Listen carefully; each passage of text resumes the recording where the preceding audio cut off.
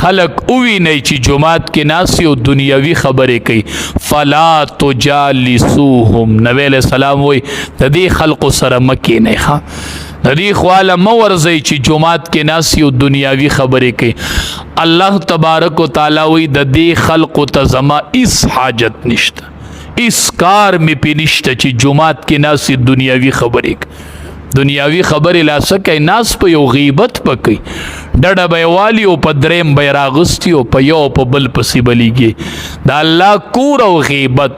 دا کتړم به را دند کېده او خیخ په دې را مخکې کړي وي او دا دعا دی غوښتلې وي چې اللهم افتح لي ابواب رحمتک نو بیا به تا دنیاوی خبرې نه وی کړي ته چې راځې نو د چپې او د خپې د چپې او د خیخ په تمیز ونه کې سفیان ثوری رحمت الله علیه دا څومره لوی سړی تیر شوی دی د جو مسجد ترا دند کېدو نو چپ خپې مخ کې کړه د بری نه په आवाज شوې اے سورا سور عربی کې غوی ته وای اے غویا د دې سچل وکړو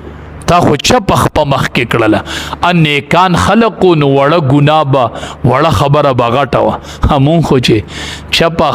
چپ خپه سره د چا سکار دی چپ خی ته خو یې خیال نشته صرف چپ خپه را مخ کې کړله د برې نه پې اواز وشو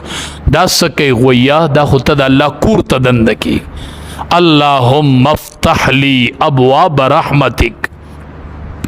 نو جماعت کې چې بغلې ناسې وای دا د رحمتونو دروازې را باندې الله پرانست او چې کله اوزې نو ګسخ په مخکې کې اللهم انی اسألک من فضلک فضل حلال رزق ته وي خدایا زستانه حلال رزق واړم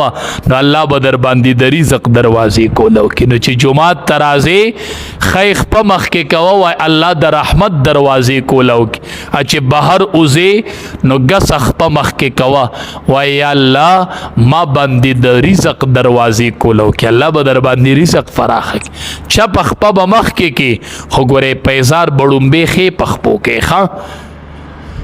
خپه به چپه مخ کې کوي چې د مسجد نه اوځي نو چپه خپه به داسې مخ کې خو پیزار بړومبې بیا خې پخپو کې نو خپه به مخ کې چپه واړی بیا به خې واړی خو پیزار بړومبې خې پخپو کوي کان النبی صلی الله علیه وسلم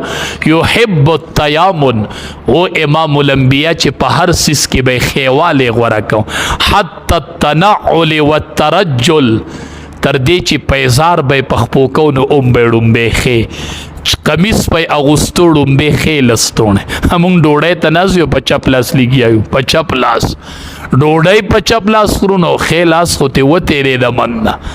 ډوډۍ په چپ لاس خورو نو خپه به چپه مخکې کې او پیزار به خې پخپو کې دا سنت عملونه دي دا علماو نه زده کوئ ژوند کې به هم ډېره پراخي راشي کم سړی چې په سنت او عمل کوي الله به ول ډیر ښکلی پراخ ژوند ورکړي د سنتو کې ډیر برکت تاسو په لږه شروع وکړئ